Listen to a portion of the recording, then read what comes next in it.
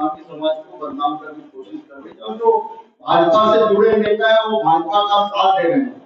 जो गुरु बोल रहा है उनको सत्तावी समाज का साथ देना चाहिए। दयाललाल बघेल को जो मंत्री है वो सत्तावी समाज के बदौलत वहां मंत्री बन के बैठे हैं।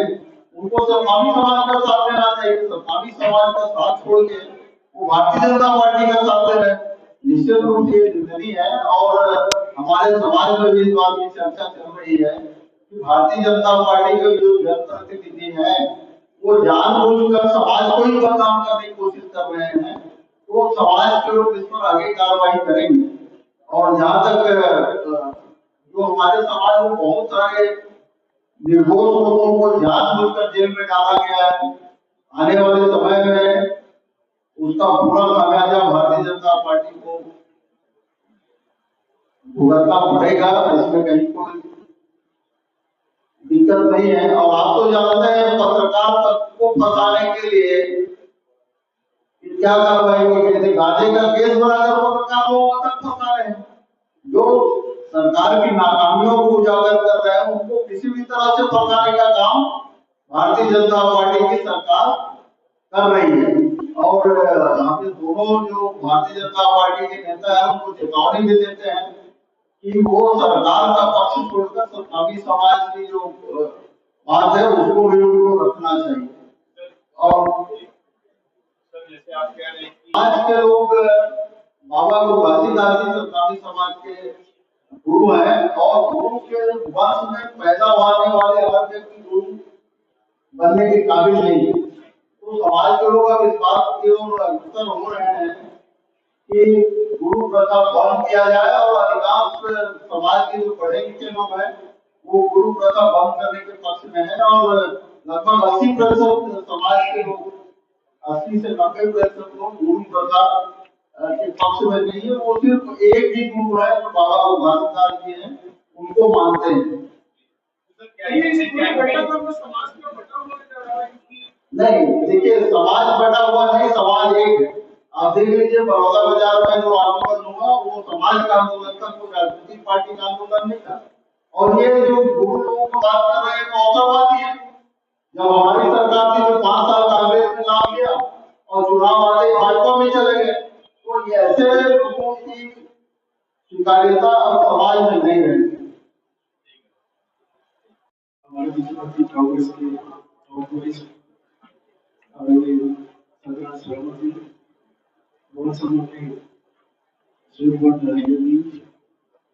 साथीगण आप सबको विदित है सभी सशक्त माध्यमों सभी आदरणीय साथियों, जैसा कि हम सब जानते हैं बड़ौदा बाजार की जो घटना घटी है उसको लेकर के ये प्रेस कॉन्फ्रेंस हो रही है।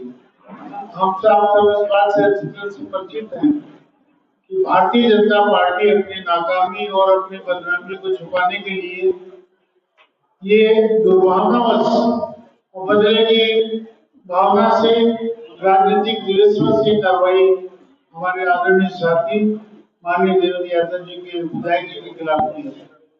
आज तक ऐसा इतिहास में कभी उदाहरण नहीं मिलता जो इस तरह की घटना को हम देख सकते हैं। माननीय विधायक जी 5 मिनट के लिए गए थे। जब कार्यक्रम बुलाता है तो विधायक को जाना पड़ता है। न कोई भाषण दिया न प्रदर्शन स्थल पे गए, कहीं ऐसी बात ही नहीं थी। उनका जाना ही गुनाह हो गया ऐसा लगा। लेकिन ये बात इससे भी सिद्ध होती है जिससे हमारे माननीय भाटापानी विधायक साहू जी और माननीय विधायक के संदीप साहू का नाम प्रेस कॉन्फ्रेंस जब ली थी आदरणीय सनम जागड़े जी ने, उसमें इन लोगों को नाम दिया कि लोग उपस्थित थे, जबकि सच्चाई ये कि लोग थे भी नहीं। इसी से सिद्ध होता है कि भारतीय जनता पार्टी राजनीतिक द्वेष कार्रवाई करती है। किसी आंदोलन में भाग लेना कोई गुनाह नहीं है। महात्मा गांधी जी के बताए रास्ते पर चलकर आंदोलन में भाग लेते हैं तो कोई अपराध नहीं होता। लेकिन माननीय विधायक देवेंद्र यादव जी की गिरफ्तारी की गई, इस बात की कांग्रेस पार्टी घोर निंदा करती है।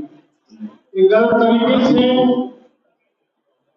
और एक तरह से कहा जाए असंवैधानिक ढंग से कार्रवाई हुई है जिसकी हमने सबने कड़ी निंदा की।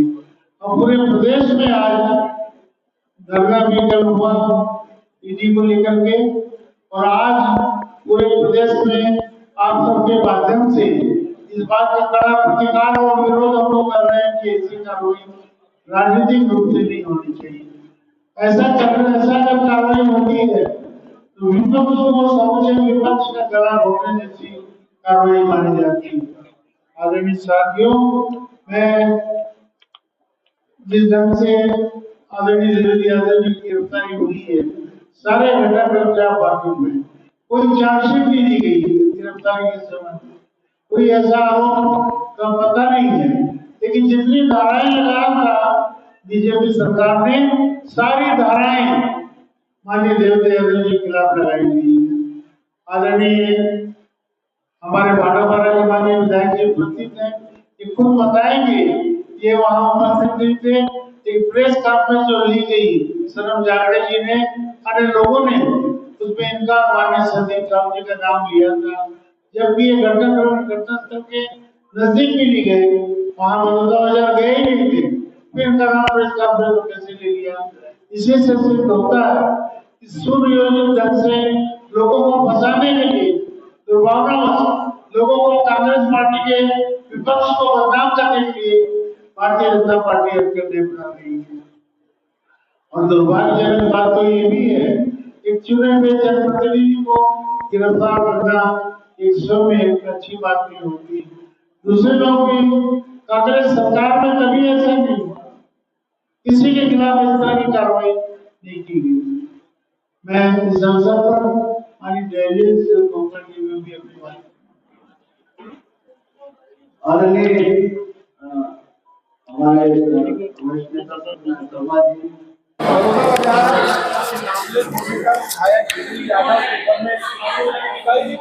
एफआईआर कई मुकदमे कई धाराओं में प्रकरण दर्ज किया, उसको लेकर कांग्रेस पार्टी ने आज पूरे प्रदेश में पत्रकार वार्ता की है। नारायण शर्मा जी, साहु और कांग्रेस के जिला अध्यक्ष भारतीय जनता पार्टी के 8 महीने के कार्यकाल पर सवालिया निशान जनता उठा रही है। लेकिन भारतीय जनता पार्टी की सरकार के लोग पत्रकारों की गाड़ी की गांजा रखकर उनको पकड़ा कर एफआईआर करते हैं। भारतीय मुकदमा दर्ज करने की आदत है भारतीय जनता पार्टी के नेताओं को है। भारतीय जनता पार्टी की एजेंसियां इनके दे रहे या जानबूझकर नहीं करना चाहते। चाहे आप भारतीय जनता पार्टी की सरकार को देख नीरव घाटी से बड़ी घटना हुई और इसके तमाम नेता बहुत नेताओं की हत्या की गई। इस समय भी जो खुफिया एजेंसी थी वो फेल थी, राज्य सरकार की लापरवाही थी, जिसकी वजह से इतनी बड़ी घटना हुई। बड़ौदा बाजार में जब इतने सारे लोगों की घटना हो रही है तो भारतीय जनता पार्टी की कहाँ था? उनकी एजेंसी किस चीज का इंडिकेशन दे, किस चीज को बताना चाहे? भारतीय जनता पार्टी ने सम्मानित समाज को बदनाम कर जायज मांग को लेकर ये बात कर रहे थे बड़ौदा बाजार की घटना को अंजाम दिया। और जब देश को बात की जानकारी होगी भारतीय जनता पार्टी की लापरवाही, भारतीय जनता पार्टी के षड्यंत्र के कारण हुई है, तो भारतीय जनता पार्टी ने समाज के चुनाव को बंद कर दिया और विधायक देवेंद्र यादव को भी सभा के पीछे डाल दिया। मैं समझता हूँ ये अपने आप में भारतीय जनता पार्टी की नाकामयाबी को छुपाने के लिए कर रहे हैं। वो जनता को डिसाइड करना चाहते हैं, लेकिन जनता सब समझ चुकी, मैं समझता हूँ वो उनके हाथ से जाने वाला।